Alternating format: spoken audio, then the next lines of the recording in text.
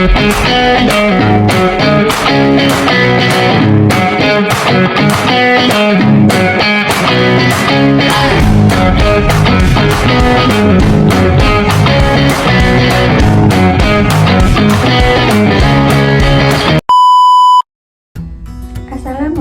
warahmatullahi wabarakatuh.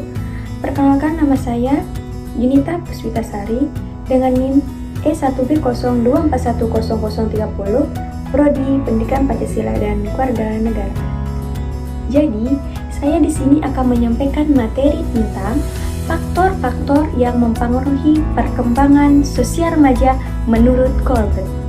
Sebelum kalian memasuki materi faktor-faktor tersebut, kalian harus tahu nih, apa sih pengertian perkembangan sosial remaja menurut Colbert? Menurut Colbert, perkembangan remaja sosial berkaitan dengan perkembangan moral yang terdiri dari beberapa tahap. Yang pertama, tahap prakonvensional, yaitu tahap yang menekankan konsekuensi secara langsung. Yang kedua, tahap konvensional, yaitu tahap yang menekankan norma sosial dan hukum.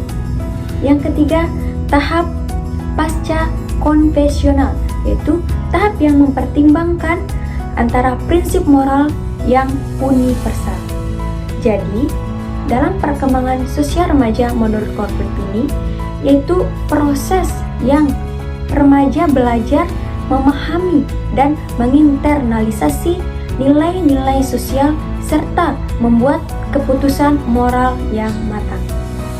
Nah, setelah kalian mengetahui pengertian perkembangan sosial remaja menurut Colbert, selanjutnya kita akan membahas materi utama kita, yaitu faktor-faktor yang mempengaruhi perkembangan sosial remaja menurut Colbert. Ada faktor apa saja sih? Yuk dengarkan kita bahas sama-sama. Faktor yang pertama, kognisi moral. Jadi, pada faktor kognisi moral ini, perkembangan moral remaja dipengaruhi oleh kemampuan kognitif mereka. Semakin berkembang kemampuan berpikir abstrak, semakin tinggi pemahaman moral mereka. Remaja akan mulai berpikir lebih mendalam tentang keadilan, hak asasi manusia, dan norma sosial. Belum paham? Ini contoh nyatanya. Salah satu contoh nyata kognisi moral terdapat gambar di samping, yaitu menolak mencontek saat ujian. Remaja tersebut memahami bahwa mencontek adalah perbuatan yang salah. Meskipun dia tahu jika dia mencontek, dia mungkin akan mendapatkan nilai yang lebih tinggi. Dia membuat keputusan berdasarkan nilai moral seperti kejujuran dan tanggung jawab, bukan hanya keuntungan sesaat. Jadi kesimpulannya adalah kognisi moral pada remaja terlihat saat mereka mempertimbangkan akibat moral dari tindakan mereka, bukan hanya hasilnya. Ini menunjukkan bahwa mereka sedang membentuk pemahaman etis yang lebih dewasa. Faktor yang kedua, bersosial dan berinteraksi. Interaksi dengan teman sebaya, keluarga, ataupun masyarakat sangat berpengaruh dalam membentuk sikap moral remaja. Pengalaman sosial juga membantu mereka untuk mengembangkan pemahaman tentang norma sosial, hak, dan kewajiban yang berlaku di sekitar mereka. Belum paham? Ini contoh nyatanya. Salah satu contoh nyata faktor bersosial dan berinteraksi sama-sama bisa kita lihat dari kedua gambar tersebut. Ada pengaruh positif dan ada pengaruh negatif. Kita bisa lihat di pengaruh positifnya, yaitu gambar seorang remaja menjadi rajin belajar karena terinspirasi dari temannya. Melalui interaksi sosial yang positif, remaja itu mulai membangun kebiasaan belajar yang baik karena dia ingin berkembang seperti teman-temannya. Yang kedua, pengaruh negatifnya seperti pada gambar di sampingnya, itu ikut-ikutan merokok karena terpengaruh temannya. Pengaruh teman sebaya yang negatif dapat mendorong remaja untuk melakukan perilaku berisiko yang tidak sesuai dengan nilai-nilai mereka. Jadi kesimpulannya adalah pengaruh teman sebaya yang negatif dapat mendorong remaja untuk melakukan perilaku yang berisiko yang tidak sesuai dengan nilai-nilai pribadi mereka. Tekanan untuk diterima dalam kelompok tertentu seringkali membuat remaja mengabaikan konsekuensi jangka panjang dari tindakan mereka.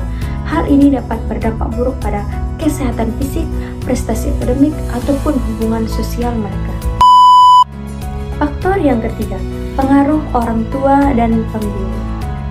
Orang tua, guru, atau tokoh penting lainnya memiliki peran penting dalam memadu perkembangan moral remaja. Misalnya, melalui diskusi atau pengajaran nilai-nilai moral, mereka dapat membantu remaja memahami dan menilai konsekuensi dari tindakan mereka. Belum paham? Ini contoh nyatanya. Salah satu contoh nyata faktor pengaruh orang tua dan pembimbing. Seperti sama-sama kita lihat di kedua gambar tersebut, yaitu seorang remaja belajar mengatur waktu dengan baik karena didikan orang tua dan guru BK. Di rumah, orang tua membantu remaja cara mengatur jadwal agar tidak kewalahan dengan tugas sekolah dan kegiatan ekstrakurikuler, dengan cara mengajarkan dan membuat jadwal harian. Sedangkan di sekolah, remaja dibimbing oleh guru BK dengan tips memanajemen waktu lewat konseling rutin. Jadi kesimpulannya adalah orang tua dan pembimbing memiliki pengaruh besar dalam membantu remaja dalam membentuk kebiasaan positif, mengembangkan kepribadian, dan mengatasi tantangan dalam masa transisi menuju dewasa. Sekian yang dapat saya sampaikan. Semoga kalian dapat memahami faktor-faktor yang mempengaruhi perkembangan sosial remaja menurut Colbert. Sekian dan terima kasih. Assalamualaikum warahmatullahi wabarakatuh.